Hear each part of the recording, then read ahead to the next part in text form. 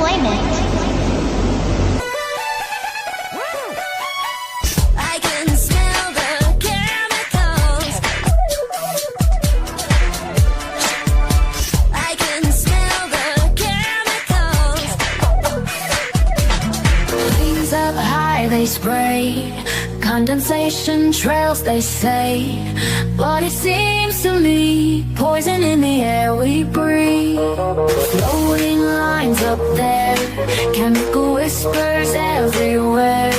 Clouds of doubt we see, tell me what it means to be. Chemtrails in the sky.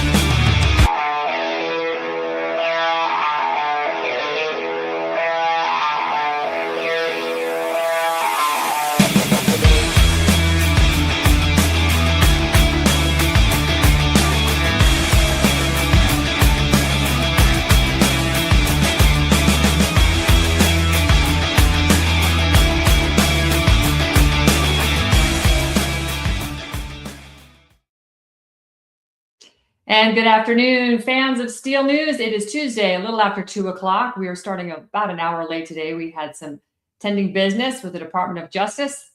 That got rescheduled, but we will live to fight another day. We'll be meeting with those folks tomorrow.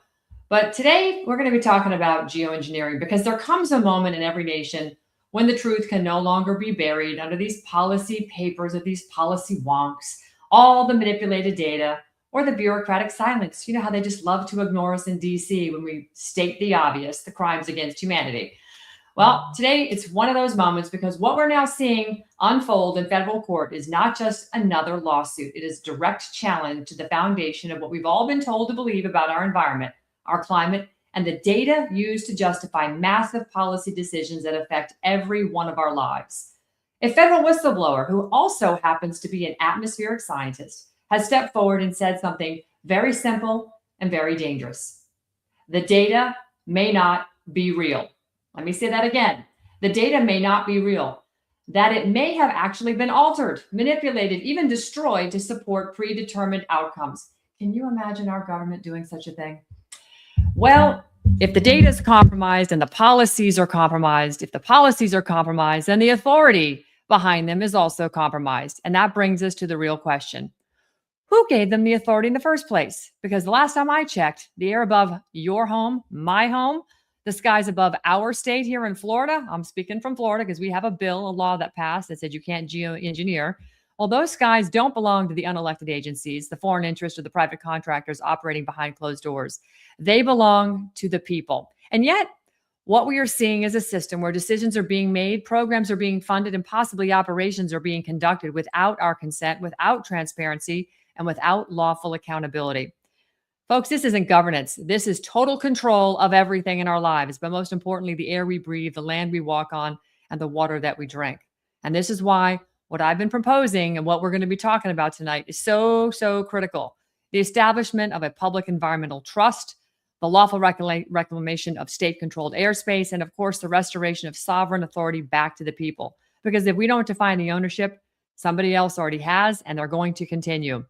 Joining us today is a gentleman that I have the opportunity to interview. I'm very excited about Blake Horwitz. He is a man who is not speaking in just theories, but actually in law. He's a federal trial attorney with over 30 years of experience handling complex constitutional high-stakes litigation in federal court. He's been a part of some of the most significant legal battles in the country, including major misconduct, civil rights cases, and now he's part of the legal team behind what may become one of the most consequential cases involving environmental policy and scientific integrity in modern history. The case is Mabie versus United States, a whistleblower lawsuit alleging manipulation and destruction of weather data and raising serious questions about geoengineering practices and federal oversight. Blake, it is a pleasure to have you with me today. Thank you so much for joining us. And this is a big topic because every time I walk outside my house in the morning, I look up and there's the X. It's as if they mark my house every time because they know I'm calling them out. Blake, you need to unmute yourself. Okay, can you hear me? That's okay. Yep, got you loud and clear. We're very excited to represent Justin Mabie. He is an atmospheric scientist, and he's really somebody who's in the middle of it all. He worked at the University of Colorado, which had a federal partnership with NOAA, where billions of dollars are spent, much of it in atmospheric testing, and in programs that a lot of us don't want to talk about. And so at the end of the day, by being in the middle of it all, he was what's called a record custodian or a steward. It's actually a pretty technical term in the science jargon, but generally speaking, he's somebody that was responsible for taking care of our records for the world, for the United Nations and the United States as it related to weather. And what he noticed was that the weather data was being destroyed in violation of a number of laws, specifically the Federal Record Keeping Act. And by destroying the records, it made it extremely difficult for anybody to have access to that which is crucial. Now, Right. as you know, as you mentioned in Florida, the skies are being painted, and they want to get us used to the notion that the skies aren't our skies. Our kids are not going to be able to remember. Our kids aren't even going to know that there's this thing called the blue sky. We're going to, we're a little older than our kids, so we might go first. And the consequence is they get used to it. They're looking at their phones all day. And then there's going to be an evolution. And the evolution is, or what they want, is for there to be an evolution where kids don't really know what a blue sky is. That's right. Yeah. So That's exactly. Go ahead. He was able to uncover that. And that's in part what our lawsuit is about, in that he was retaliated against by uncovering this information. Well, the problem is we have allowed this to continue for a long time. I remember as a child looking up with my father, who was a former test pilot in the U.S. Army Air Corps, and he used to say, "Oh, darn it, this is a," he said, the planes taken out of JFK and LaGuardia and Newark, they're mucking up the skies with the contrails again. It turns out it wasn't contrails; they were chemtrails, because you could see some that had condensation that disappeared shortly after the plane passed by, and others continued to widen and spread. And that was really the first time that I became acquainted with this concept. I've addressed this over the years with various people. And today, I think a lot of people are very hip to the fact that, yes, the government is experimenting on us. I'm sitting in front of a stack of papers right here that are, essential articles that I think would be very supportive to this discussion, because this one talks about President Trump opening the door to planet hacking geoengineering experiments, and it was published back in April of 26 of this, just a couple of days ago. And it talks about a geoengineering advocate entering the Trump administration planning to spray sun-reflecting chemicals into the atmosphere. And it highlights that under the Trump administration, enthusiasm appears to be growing for the controversial technology of solar geoengineering, aiming to spray sulfate particles into the atmosphere to reflect sun's radiation back to space and decrease the temperature on Earth. And in fact, David Schneier, who is the architect of Trump's Environmental Protection Agency transition, has lobbied the U.S. government and testified in the Senate in favor of federal support of geoengineering. So we have conflicting people in an administration that arguably has been looking to deregulate and eliminate agency government. He was going to start with the Department of Education, yet that still persists. So, with Justin coming forward and getting whistleblower protection, I want to start with how serious is it that his life potentially is in danger with what he has in terms of data to prove that this has been experimenting on humans, despite the fact this flies in the face of 50 USC 1520A. Well, I want to say something off the cuff. Justin is working in the executive branch. Justin is working for Bobby Kennedy. Great. So it's fascinating you mentioned that. I have not seen this article you just mentioned, but we have some conflicting people. Justin is a scientist. When I say scientist, he's a no BS scientist, somebody that requires actual science and data in order to draw conclusions versus drawing political conclusions. So anybody who's an advocate, like you just mentioned, that gentleman is not a scientist. That person is an advocate for a position, and probably an advocate for a financial position for people that give him money, because no scientist would advocate for this. No true scientist would be an advocate for this position, because the science it's readily established that the science is uncertain. Correct. That is correct. Yeah. With respect to the data that have alleged to have been manipulated or destroyed, what specific data can Justin point to that has been manipulated or destroyed, allegedly? Well, there's one that's not allegedly. So by allegedly, what we mean as lawyers is we mean that it's put in a complaint. That's what and then everybody uses the term allegedly now to mean something in non-legal vernacular. But we have a scenario where there was an actual whistleblower some time ago with regards to a guy by the name of Tom Carl. So Tom Carl was an individual who was a senior person for NOAA, and he put together a paper, right, that was designed to show that the world tends to be warming. It's warming more faster than we thought. Mm-hmm. The intention of this paper was to support the notion that we should get into the Paris Climate Accords. So there's a scientist that the United States had who worked for the United States, who worked for NOAA. NOAA is part of the United States executive branch, or the federal branch. And he puts together a paper, and the paper says, yep, all the evidence shows that we tend to be warming faster than we want to. Ergo, let's jump into the Paris Climate Accords. The problem is that the work that he did, similar to Hillary Clinton's story, the work that he did was on his own laptop. He prints it out, submits the paper, all of his data, the supporting data, was destroyed, meaning his laptop fails, all his evidence is gone, everything that he did to put together this extremely important paper was destroyed. NOAA scientists, essentially, after that, the NOAA scientists that worked with him, right, he's the boss, and the NOAA scientists said, we can't support your paper. We're not going to peer review it. We're not even going to dig into it. We can do nothing with this because you can't show us any of the supporting data, which demonstrates that there's any legitimacy to the position that the world is tending to get warmer. So we're not going to accept it. So he then went and found other scientists in what's called peer review, which you may know about is, find a bucket of people that you can pay, and now you're peer reviewed. And then that was used to enter the Paris Climate Accords. So that was some time ago. That's a first example of well-defined evidence of the historical evidence that was destroyed, then used for a monumental purpose for the United States. Beyond that, in 2015, there was historical data that Justin was a steward of. That historical data was ordered to be destroyed, thrown away. Very complex data. To get into historical weather data is another show about how complex it is to talk about historical weather data. That was destroyed. Justin writes a paper explaining to his supervisor, you cannot be throwing this stuff away. This stuff can never be recreated again. Then in 2018, there was a huge data move where data was moved from one location in Colorado to another location in North Carolina. During that data move, more data was destroyed.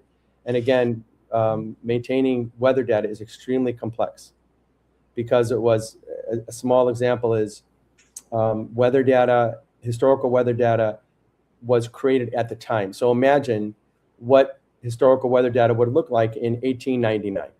In 1901, and how, you have a book over here and you have a little legend and explains things and the maps and everything that would be used at the time in order to explain a complex scenario back in 1901 with the type of science they used back then on paper that can be destroyed, things of that nature, meaning paper that can break down and decompose over time. So at the end of the day, my point is, without getting into the minutia, a lot of those documents were destroyed.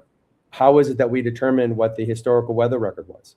Well, it's not by using computers and it's not through AI. It's by looking at the actual data.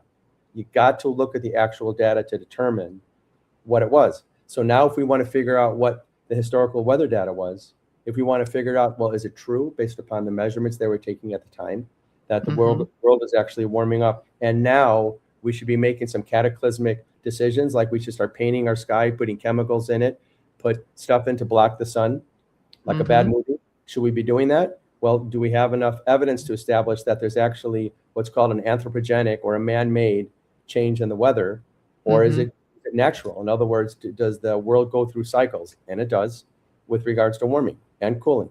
So those are the questions that one should be, and that's the general analysis.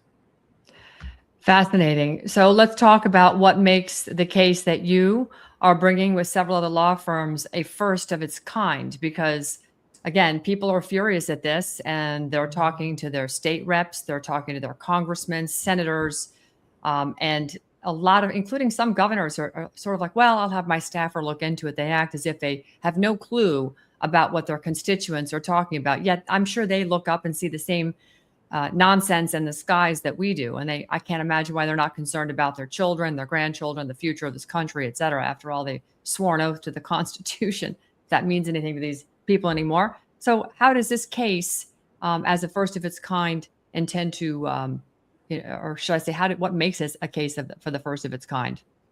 Well, in the first instance, it is a whistleblower case, and a whistleblower case is designed to blow the whistle. And what I mean by that is it's designed to expose corruption. There are many statutes that have been passed that have the intention of exposing corruption. And this particular statute involved in this case, which is 4712 of the federal statutes, this is designed to expose corruption with regards to waste, fraud, and abuse. That's the general paradigm. And the corruption this is designed to expose is that records are being destroyed for the purpose of creating a narrative that was really just convenient for the political times. So science is science. We all know that 1 + 1 = 2, and it doesn't equal 2.5. And if in this instance they want it to equal 2.5, then what they'll be doing is changing the historical record. Now the historical record shows it's really 2.5, meaning half a degree warmer or 1 or 2 degrees warmer than it should be. That's what the historical record demonstrates. And now let's paint the skies. So what this lawsuit does, and why the politicians that you mentioned cannot ignore it, is the lawsuit. It was painfully put together. People can look, you're looking now at the beginning of it, but if you look towards the middle and the end, you'll see that there are citations to all the research that's going on and the projects that have been undertaken by the federal government, patents that are owned by the federal government that are specifically designed to do one thing: change the weather, intervene on the weather, intervene on the climate. That's what the patents are for. Then you look at research projects that have been going on for many years, where hundreds of millions of dollars are spent. United States dollars are being put into techniques to intervene on the weather. Private companies, this is all in the complaint. Private businesses, some of them 501c3s, are giving money to universities for the purpose of seeing what could be done to intervene on the weather. Private companies are coming in and they're allowed to enter our airspace. They don't deny this. They're allowed to enter our airspace and go paint the skies. All they have to do is one thing. There's no prohibition. Just do one thing, and that is give NOAA 10 days notice. So, And does NOAA have to give us notice, or is giving NOAA notice basically accepted to as if it's been told to the people of the United States?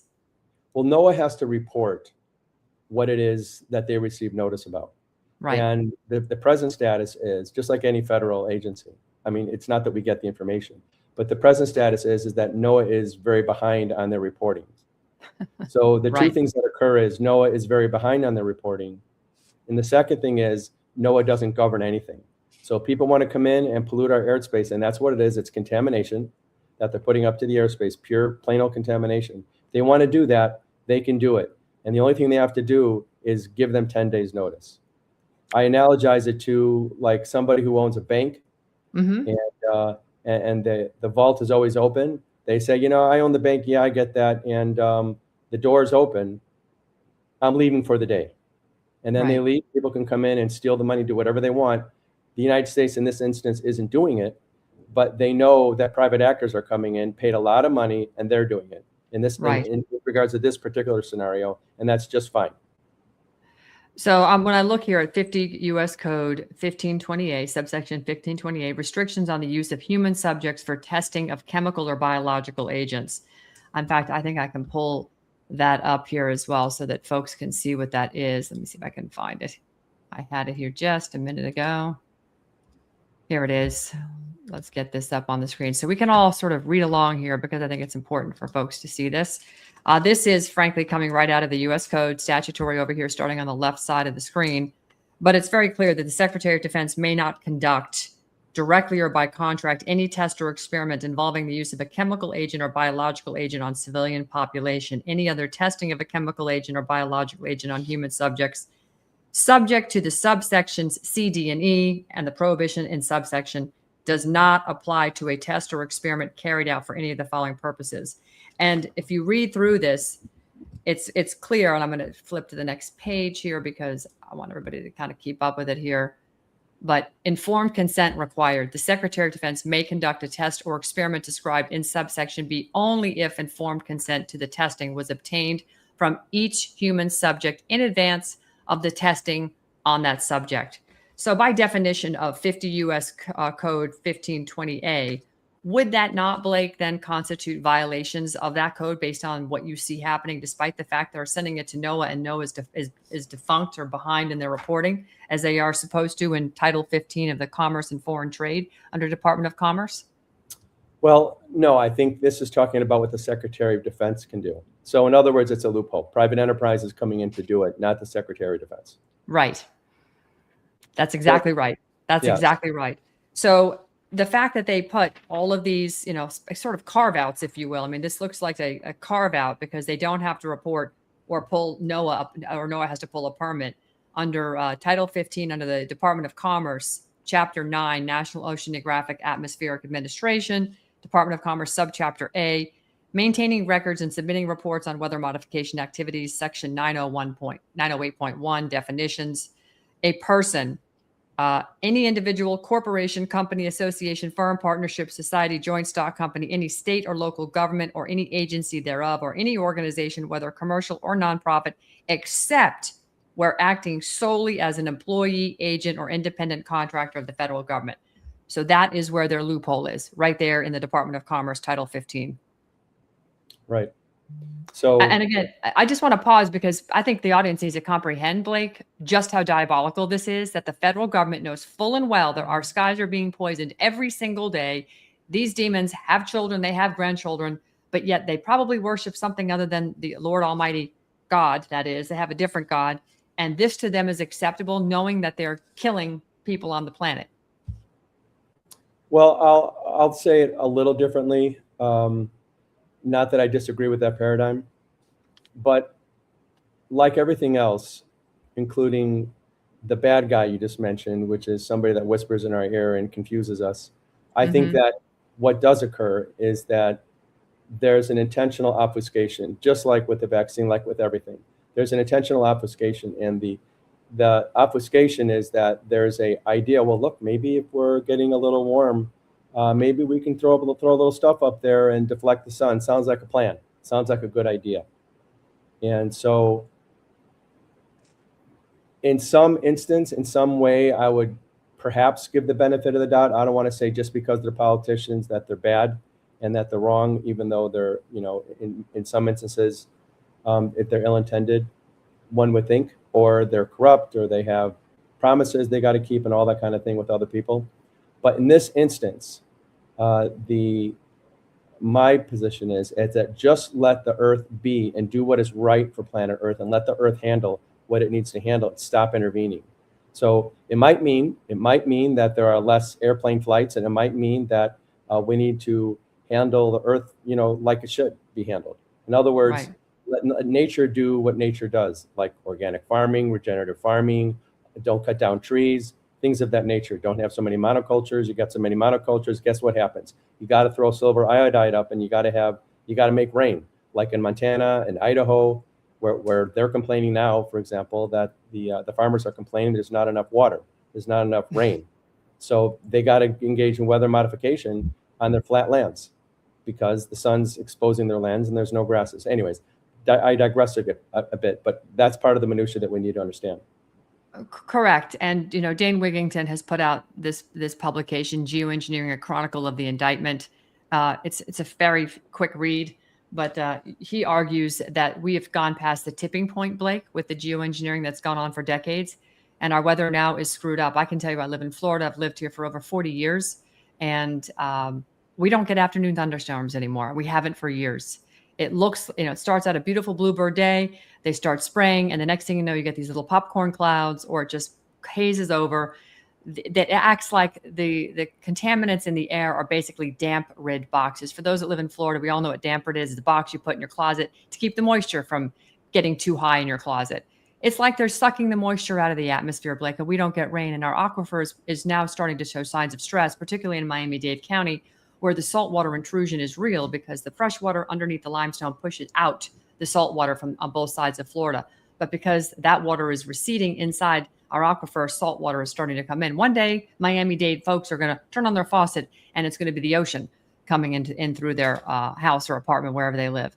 So we need to really, this is such a massive landmark lawsuit. This particular person in the chat is asking, and I haven't read the lawsuit in its entirety, so I cannot answer this, but he says, why is this lawsuit for the so-called whistleblower does not include language forbidding geoengineering, only asking for compensation for his client?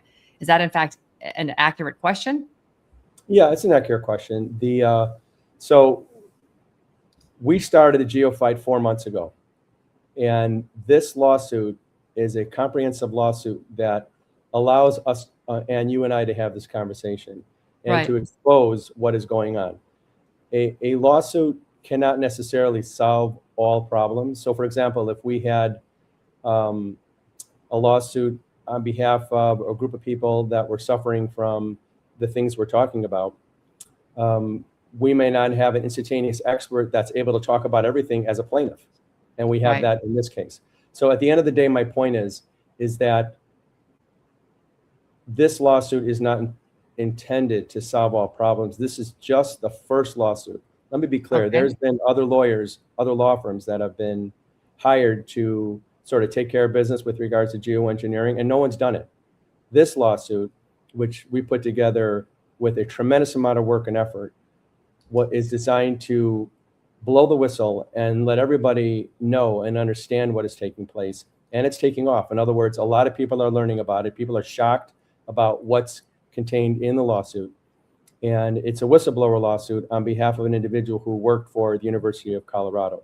So that's what the lawsuit is. It's designed to blow the whistle and to explain what's going on. Okay, so this is going to be the first of several, if not many, lawsuits. Fair enough. I agree. This has been my job for 10 years, is to get people to pay attention to certain subject matters that are vital to either national security, which would include our elections, and of course, something like the air we breathe. I would consider that a matter of national security, clearly. So what must be proven in court for this case to survive? And then sort of mount the next wave of litigation to continue to build on this? What must be proven, quite simply, is that records were destroyed and that he retaliated. He was retaliated against as a result of blowing the whistle, and that the retaliation, it's legal jargon, but the retaliation ended up providing an adverse employment consequence. In other words, that they really did retaliate against him as a result of his blowing the whistle. So those are the elements, the general elements of an employment retaliation case. So let's talk about the significance that you get from discovery, because from where I'm sitting, discovery really is what everybody is after. And a lot of times cases end in settlement or summary judgments, what have you, based on discovery, because the other sides realize the kimono's been opened and the shorts are down and they're now fully exposed. So let's talk about that. What do you think we can expect to see based on your whistleblower? Well, let's pay attention to what we already did. What we did is we exposed everything in the beginning. So we're here right now because of the work we put into and the work that Justin Mabie put into with regards to this litigation. So let's assume the case gets dismissed tomorrow, just hypothetically. Look at the mountain information we put in. We established that the federal government, corporate enterprise, they are involved and foreign governments are involved in geoengineering. Mm-hmm. What other kind of wake-up call do we all need when the legislatures that you talked about? So put aside discovery for a moment. When the various legislatures from the various governments, the various state legislatures are talking and try to understand what's going on, all somebody needs to do is hand them this package or update the information if the hearing takes place next month, for example, in some state in Louisiana, for example, which I believe has something pending. I'm not sure exactly, but I actually testified in one of the hearings, and one of the legislators said, "We're going to look forward to your lawsuit."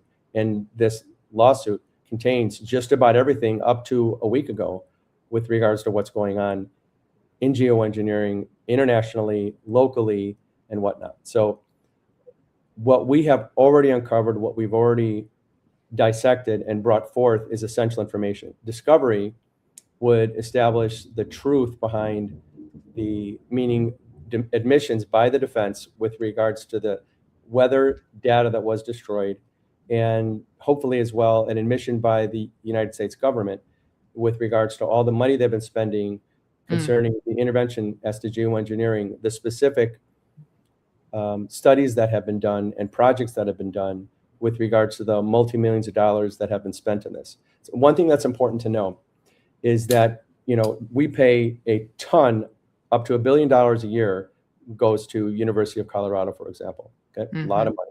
And my alma mater, I'm going to add in there. Well, I know it's a beautiful place in Boulder, but I'm sorry to say there's stuff that's going on that's not good. So, you don't have to tell me. I graduated there a long time ago, but it has become a very hedonistic, demonic place. I hate to say it. It's terrible. They have still got a good aerospace program. My daughter graduated aerospace. She's a rocket engineer. She actually put the people around the moon. That was her project. I'm sure they have good beer. Last time I was in Colorado, they had great beer and all that. But nevertheless, boy,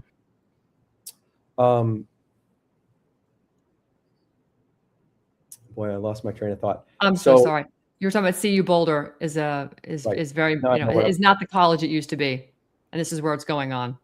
So the issue is that millions of dollars, up to $1 billion a year is spent. And what they provide for us relative to the research they're doing and the work they're doing is the most ambiguous statements. If you look at the citations that we have in the complaint, the recitation as to what they're doing when they spend extreme sums of money, they don't let us know. Like, you have to dig and dig and dig. So $2 million is given for this project, $5 million for that project, $10 million for this project. Well, what'd you guys come up with? What are you exactly doing? Are you researching, or are you throwing contaminants into the sky?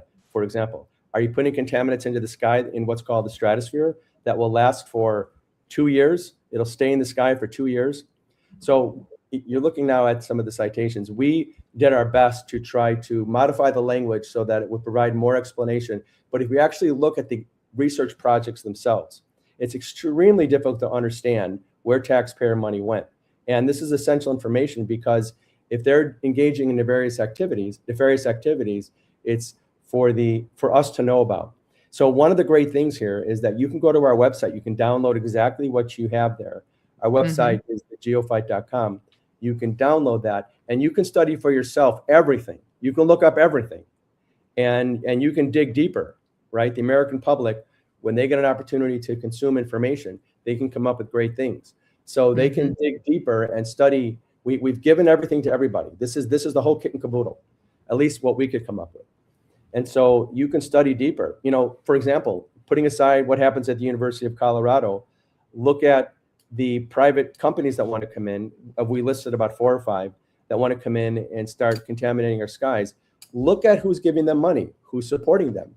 Look deeply into it. Issue FOIA requests. Find out more about how it is they're being funded, who's funding them. Because let's say tomorrow, for example, Trump says that we're cutting off funding. And by the way, it's important to know Donald Trump has cut off funding. They've cut a lot of funding to these institutions.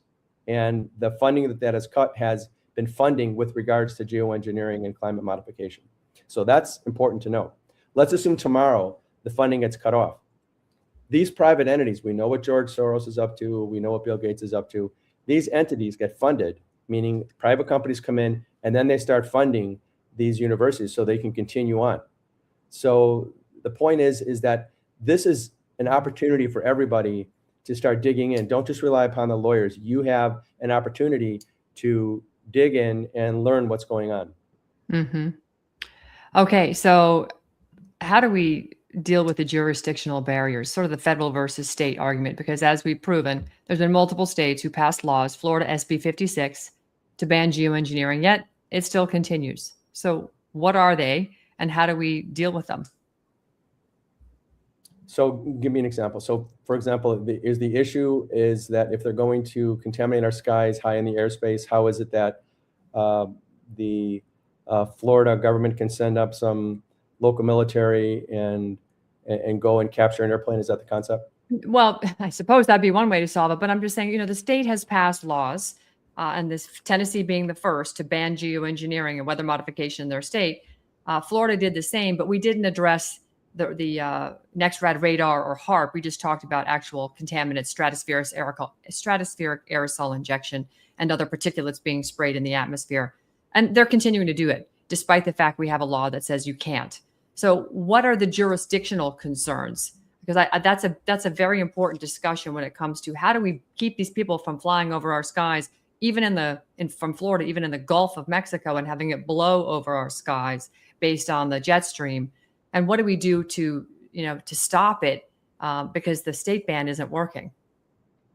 No, it's that they're not doing anything. I just think that argument, that position is, I'm not saying what you're saying is nonsense. I'm saying that argument is nonsense. I agree with you. Yeah. So in other words, let's assume that somebody from Colombia drops off 100 pounds of cocaine and it ends up on the shore. And where it ended up on the shore, people had access to, and it contaminated someplace in Miami. So Florida can do nothing about it. So they just let it sit there, and they have the local police have no power to investigate anything. Let's assume the federal government's busy or they don't do anything. So therefore, if it continues to show up on our shore, the local agency for Florida cannot. In other words, a police agency for Florida can do nothing about that. What if somebody flies over 10,000 feet and sprays fentanyl onto cities in Florida? What do you do then? So they're 3,000 feet above the land and they just start spraying fentanyl. Federal government doesn't intervene, and Governor DeSantis is going to say, well, they're 3,000 feet above. We can't do anything about that. Or they're 5,000 feet above, or they're 10,000 feet above. Are you kidding me? So what happens is you track that airplane, and when it goes and lands, you go get them. I don't think there's any real issue there. State police. I'm assuming we're able to do it with the military because flight radar now, they're turning off transponders. We're actually seeing that they're turning off transponders. Well, that is correct. But, this is just what's available to us simple citizens. Everybody, they have radar. So they have access to radar, Florida government. And I'm not here to speak ill about Governor DeSantis. Obviously, they've done a lot, nor the AG. But just think it through logically. Right. That they can use telescopes, they can use radar, they can see what's going on, and they can track airplanes, all because we don't see it on flight radar. It doesn't mean that the Florida AG or some other part of the government in Florida can't figure it out. So you track the airplane, it lands at a particular location, you contact the FAA, you find out who it was, because all of that is registered, and then you go after that aircraft. Let's change the facts a little bit. Let's assume that somebody travels through Florida and they're carrying children, right? And they're doing bad stuff with children. And then they cross over and they go into an adjacent state. Are you saying that Florida has got no jurisdiction for the travel through Florida? Of course they do.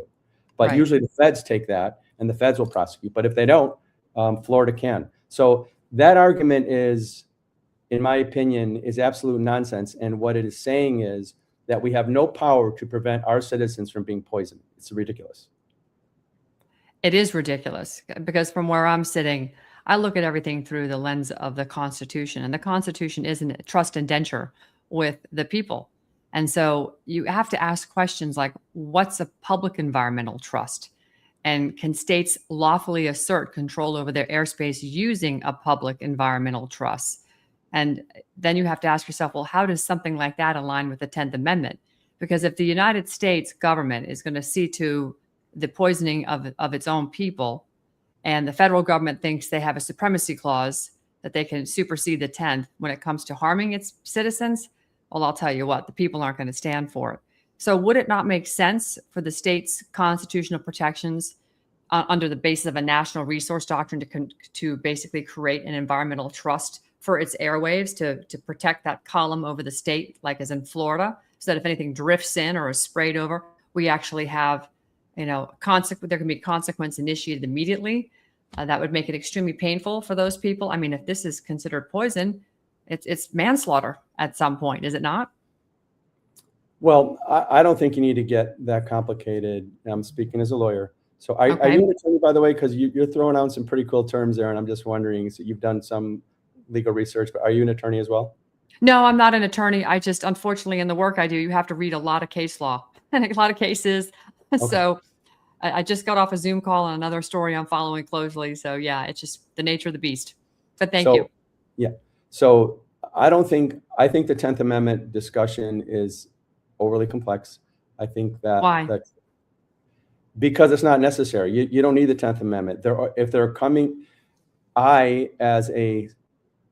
living in Florida, right? Okay. I'm over there in Miami somewhere, and I have a home, and somebody starts, there's some industry that starts polluting my home, meaning smoke comes over to my land from a particular industry, whatever's going on, whatever they're doing. Okay.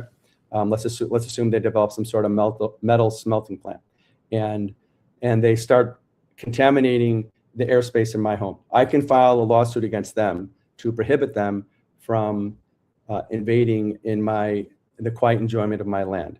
So that's called the traditional trespass case. Mm-hmm. All right. So the state of Florida can pursue a civil action, just like was done with the cigarette companies, right? You remember that the AG from various states, they pursued actions against the cigarette company, because ultimately they were causing injury to their citizens as a result of defrauding people relative to the nicotine content, et cetera. And people becoming addicted. Right. Okay. So the AG acted on behalf of the people. The law is already established. The law is already there. The 10th Amendment is a question between the United States government and state government. And that's not a necessary, we don't need to perform that analysis. If they're going over our land, right? If they're going over the land of Florida, and then particulate matter is falling down onto the land, into people's lungs, right?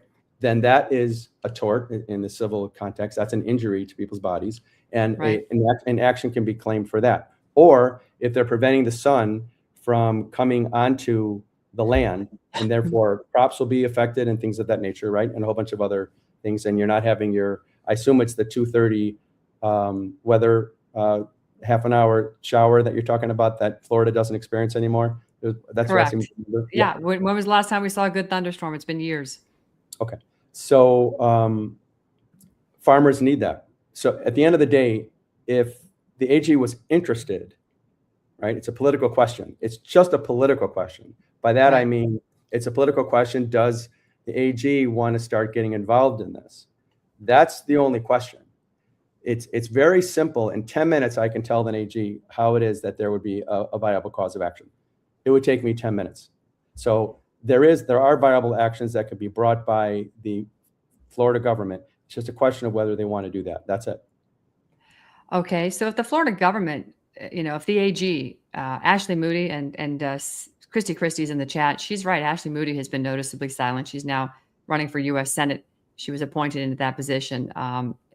We haven't seen serious interest. Ron, we did get this bill done, but again, for the points we've already discussed, it's sort of a moot point. It's not effective. They're still finding the loopholes. We started with the beginning of the show with the loopholes, how they're able to get away with this. So I go back to, how do we get sort of an immediate end to what's happening? And I look at a trust structure created for creating a legal standing for citizens, because I think it could force federal disclosure and it could become a litigation vehicle, in fact. I mean, is there not an argument for that? No, it's called cojones. You got cojones, you do it. I mean, no one wanted to put together this litigation. And I love it.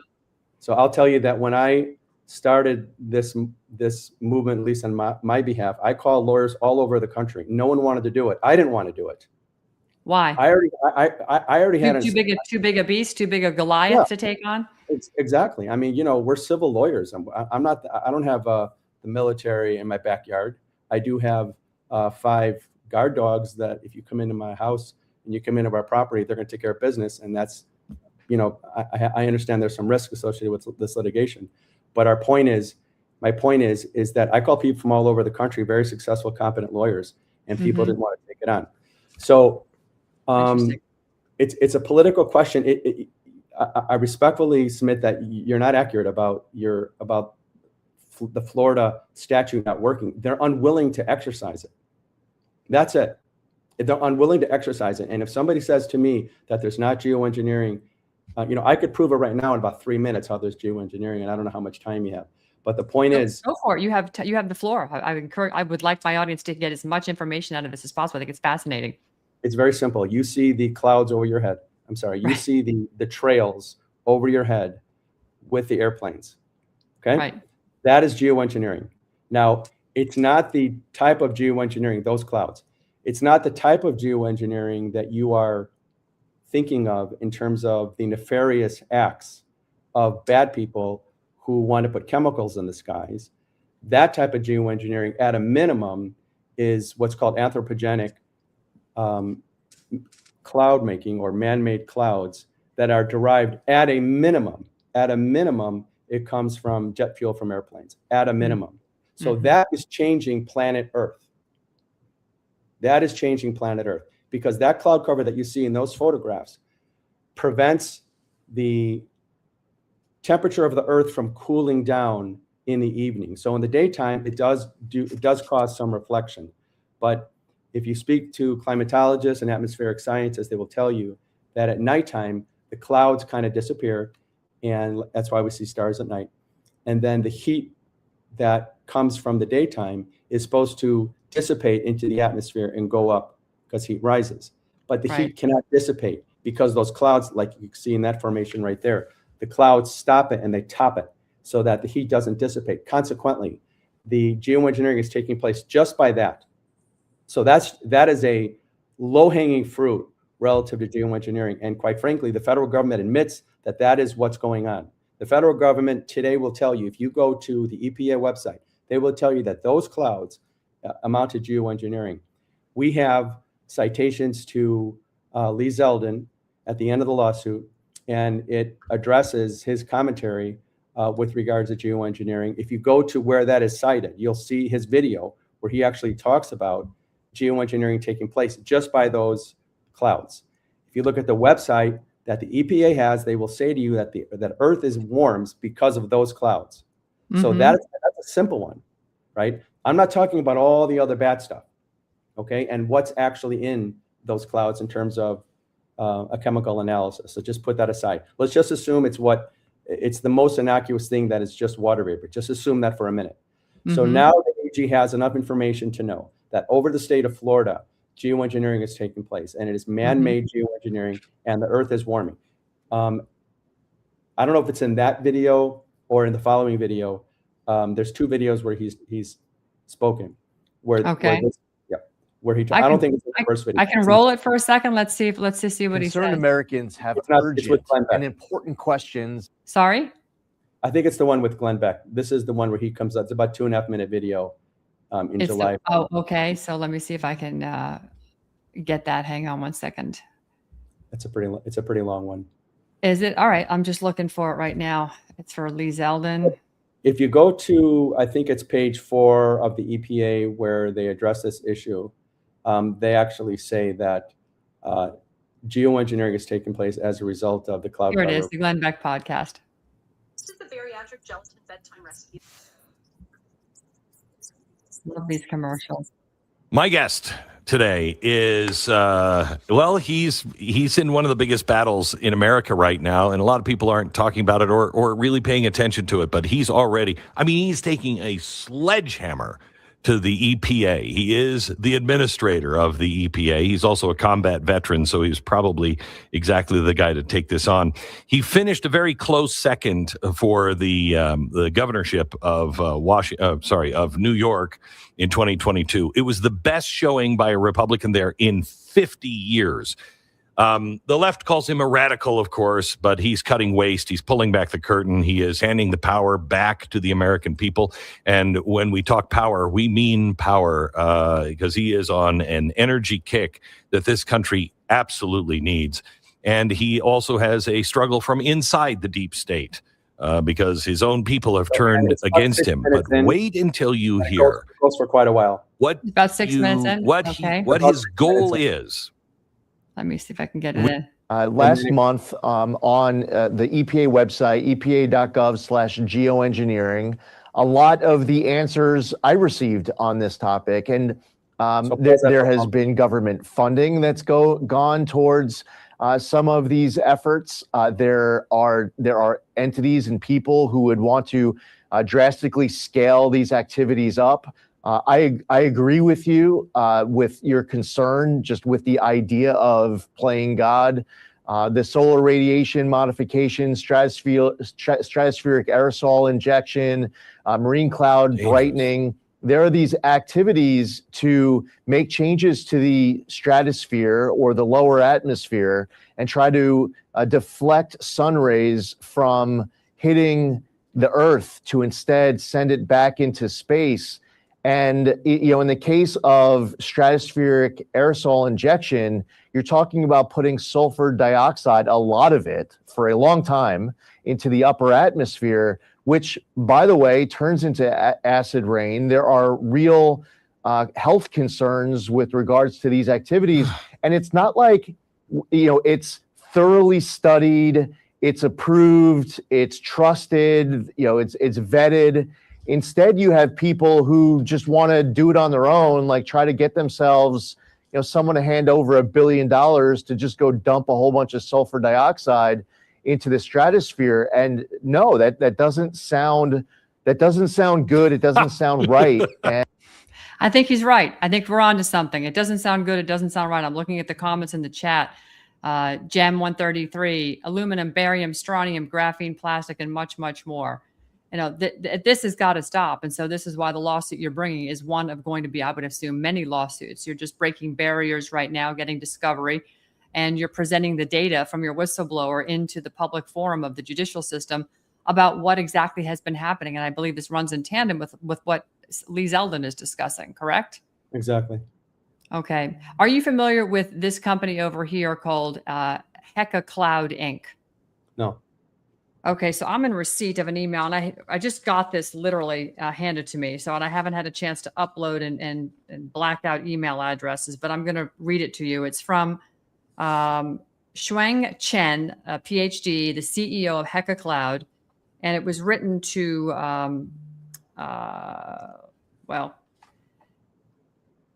we'll leave that out for right now. But it says, it's very nice to meet you yesterday in the Opal meeting. As promised, attached, please find the Hecka Cloud brief for your reference in both languages. I'd appreciate your attention to its business confidential nature. And please do not forward or distribute. Let's discuss how you see the next step to move forward with our collaboration. And it's regarding geoengineering brief for Panama. So this is, given to me in the utmost of confidence, but you've got now, it looks like China involved in getting into the geoengineering game. And, who knows where else this is going to go.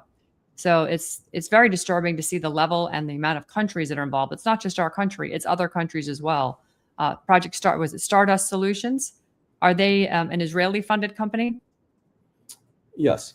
Well, Yeah. put it this way: the owner of one of the creators of Stardust is an Israeli scientist, atmospheric scientist, actually, and they opened up the corporation here in the United States. So where exactly they get their funding, I don't know. The scientist is Israeli, and in Israel, as I understand it, stratospheric aerosol injection is quite a sport over there. Their skies are not the same.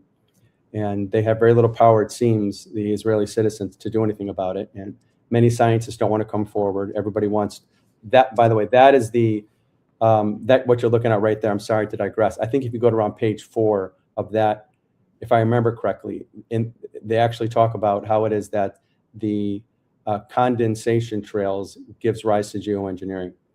So I might be wrong if it's page 4, but it's really close to the beginning. Anyway, so Stardust is one of the really bad actors, in my opinion, that just seem to come on over with a smile. And what their intention is to put particulate matter up into the stratosphere. And, I don't know what else to say. It's nothing good about it. So I am received some information here on Stardust. They paid Holland and Knight $260 million. And they were formed in Delaware in 2023 and moved back to Israel from the source that gave me this massive dossier of compilation of stuff. I'm going to send this to you. I'll send you the links to what I have, and I'll send you the screenshots of what I have. Probably send them to Andrea. She can disperse them to you and your team. But this is a worldwide effort to depopulate the planet. Would you agree? I think it's a worldwide effort to do bad stuff. I have a question mark as to what the bad stuff is, whether it's, I'd rather not speculate about all that. That's a whole other conversation. It's probably the same as the vaccine conversation. Why inject us with bad stuff? But at the end of the day, I would like to stay on topic with regards to what you mentioned about China and what's going on in other countries. The answer is absolutely it's going on in China, and what's going on in China and what they will perfectly admit to is they're engaging in what's called weather modification. So there are 3 or 4 states that in the United States that are heavy duty in weather modification. And what I mean by that is the placement of silver iodide into the atmosphere to basically form clouds and allow rain to occur. So that is called weather modification, and that's different than geoengineering. Geoengineering is when you throw the junk up to a higher place in space, right? Higher than where rain forms in what's called the stratosphere. So that's up high, about 32,000 plus, right? Let's say 32,000 to 60,000 feet. Whereas the space below that where the clouds form is called the troposphere. And that's where weather modification, to be distinguished from geo, referring to the whole world, geoengineering, the tropospheric rain clouds is what China will admit to every day. Right now in the United States, many states where are engaged in this, and what they're doing is instead of letting nature run its course, they are grabbing moisture from, let's say in Montana, from the farmers, and they're putting it where people can ski. So they want their snow to be packed so they can engage, so they can ski, right? And as I understand it, I might be engaging in a bit of hyperbole, but I talk bad again. I go to Montana and I'm talking against that. I'm in fear for my life. There is so much money invested in in rain generation in Montana that you can't talk about it. The politicians won't hear it. They're all being paid to do what it is that the ranchers want, just speaking from what I've learned. And it's very unfortunate. So that is occurring in a very significant scale in 3 or 4 states in the Midwest area, sort of near where the mountainous area is in the United States. And so that's going on. The extent of geoengineering, when they put stuff into the stratosphere in China, that I can't speak to. Most countries will not talk about it, meaning what they're actually doing, because what is done in China does come over here. Absolutely, it stays in Right. the atmosphere for 1 to 2 years, and it travels all around the Earth.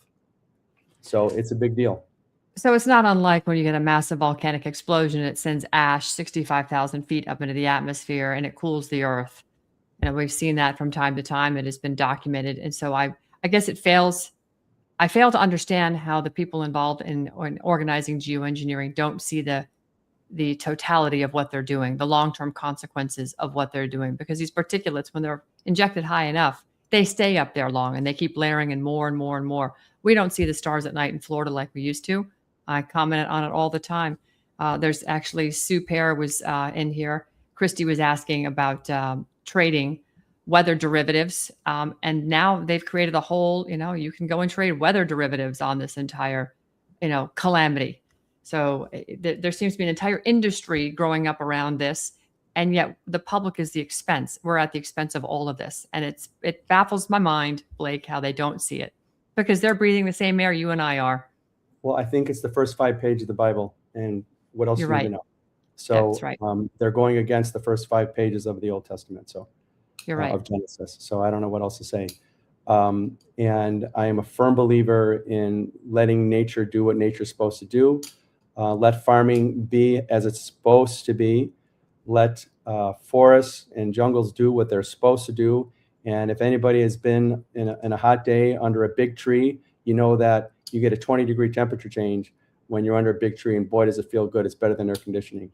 So, let nature do what it's supposed to do. Not all this cutting down trees and just chemicalizing everything. And that's what they're up to. So chemicalizing, computerizing, that's the model. That's what the future has in store. That is what I believe is relatively certain.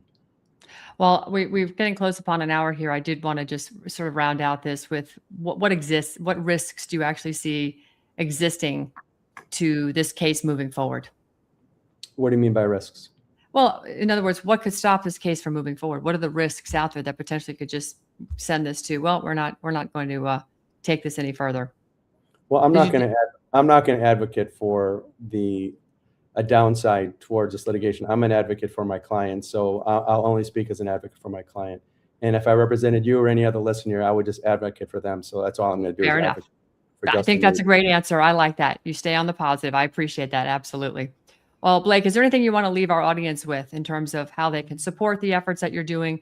I want to bring us back to your website again so that folks can actually, if they want to, I joined. I want folks to be able to, yes. Yeah, I joined because I think it's important that we all have experience with geoengineering and we can be a part of the solution and support the fight. So go ahead and give us your spiel. We'd love to hear it. All right, here's the spiel. So you see that little red, there's a little red bouncing arrow over there. At a minimum, just click right below there and join us. And then you will get, similar to this incredibly informative hour we just spent with you. You asked great questions. And we provide a very intense, very substantial. We provide videos free, Substack free. And our goal is to really empower this movement and get the world to understand. When we drafted this lawsuit was for the world. It's not just for Justin Mabie. It's a whistleblower case designed for everybody.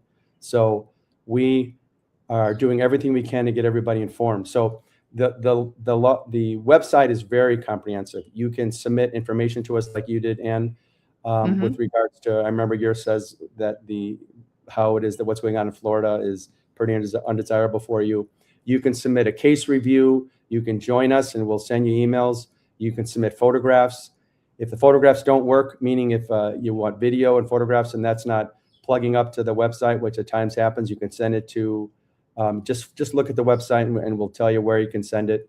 And I look at them every day. The emails people send us, the videos people send us, their commentary, what's going on in their state. That's why I've got a pretty good handle on what's going on in the various states, what people are complaining of. And whistleblowers can contact us. People can donate. Donations essential for the movement we're doing. We're up against multi-billionaires and a movement of trying to change the world, as you've indicated in this, in your questioning, and everywhere from China to Europe to everywhere. It's very unfortunate what's taking place. But our point of view is we're not clickbait and we're not here to generate fear. We are here, similar to your question, I'm going to advocate in the form of positiveness. We are here to create a solution. We are not here to generate fear, and we're not here to have you donate out of fear or to participate out of fear. We're here to create a solution. This lawsuit was one of the first solutions. This lawsuit is not going to end it. This lawsuit exposes it. We're getting a lot of attention. People are talking to us from all over the place, and that's exactly what we want. We want people to be informed, and that's what this lawsuit does. I think it's wonderful, and I'm glad you have stepped up to take this on. It really is. It reminds me of the Philip Morris lawsuit. You're just going up against a Goliath, and I think it's wonderful the team you've assembled, and you're taking this on, because it is at least getting this into the national conversation in a bigger way, and perhaps maybe the leaders and the powers that be around our states will stop feigning they aren't really familiar with the subject matter, but that they could have their aides look into it. No, they need to get into the fight here. They need to look up and acknowledge we have a problem. And I appreciate Representative Tim Burchett, who's openly talking about it as well. There are others out there that are talking about it. So exposure is key, but action must happen. We must follow through with punishment and consequence for those that continue to poison our skies, i.e. poisoning you and me. Blake Horwitz, thank you so much for your time today. It's been a pleasure to interview you and talk to you. I think you're doing a great job. And I hope that the audience got a lot out of this today, and that you'll get a lot more people joining your website and providing documentation so that you have one hella case and for documentation for many more to come. Great interview. Thank you very much. My pleasure. My pleasure. All right, folks, that was a fantastic opportunity to speak to somebody who's in the fight. And as you heard it, he talked to many, many attorneys, and nobody wanted to come alongside. There's been a few, and we'll do more interviews with those attorneys as time permits. But really, what we talked about today isn't abstract. It's not theoretical even. This is actually really happening, and it's not happening somewhere else or to anybody else. It's actually happening in the air you breathe, the skies above your children. And the authority that sadly is governing both is allowing it to happen.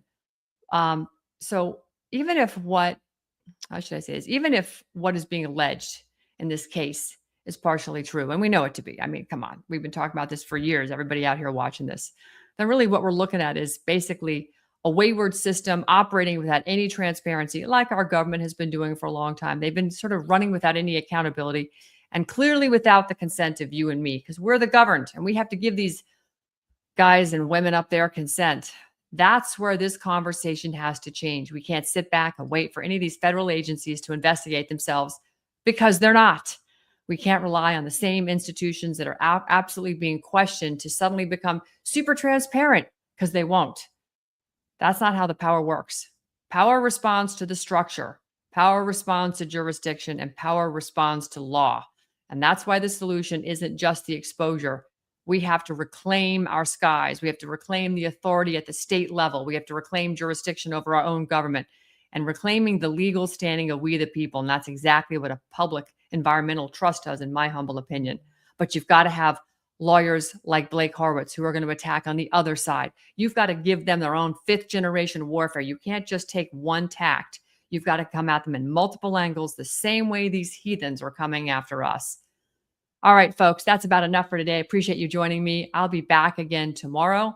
We've got a big show tomorrow. I think I've got 3 different guests on. We're going to be covering a lot of ground. Just remember, you're sovereign. You, the people, are the government, and they answer to you. And what Blake and his team are doing is they're creating that sort of, they're pushing right through the chinch in their armor right now to open it up wide, expose the dirty belly of the beast. And we've got to come rushing in. We can't just let them stand there and do it on their own. We've got to be there by their side. So go ahead, hit their website and join. And to that note, I appreciate everybody's time today. God bless you all. We'll see you again tomorrow. Food security or food sovereignty. Every time we buy food, we choose. Glyphosate exposure is exploding, and And people are asking, why is food so expensive? This is why we do what we do. Organic fields, thriving orchards, the purest ingredients straight from the earth. From our farms to your family, we do the testing so you don't have to. You save time, you save money, and our regenerative farms continue to grow. It's time to remove what does not belong. Rebuild with cleaner inputs. Support the farmers with the future in mind. This isn't a trend, it's a shift. We still have a voice. We still have a choice to vote with our dollars for a healthier America today. Tap the link. Are you ready to take your health back? At vandersteelhealth.com, I trust Purium's powerful superfoods to fuel my body with clean, plant-based nutrition. And in a world filled with toxins, Biomedic is designed to help support your body's natural detox process, even from glyphosate exposure. Real nutrition, targeted support, no junk. Go to vandersteelhealth.com and take control of your health today.